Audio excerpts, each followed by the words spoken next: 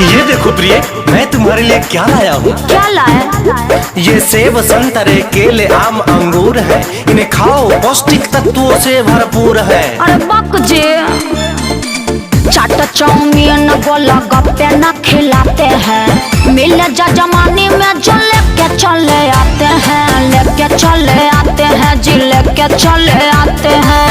हाँ, कुछ नहीं सोचते हैं। तुम दुर्बल हो हे प्राण प्रिय, ये तुम्हारे लिए आवश्यक है। तुम जिसके लिए हट करती हो वो तुम्हारे लिए अति घातक है।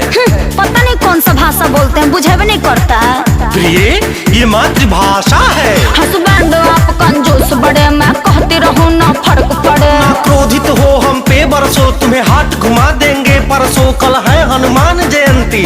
सुनिए, ताना मारती है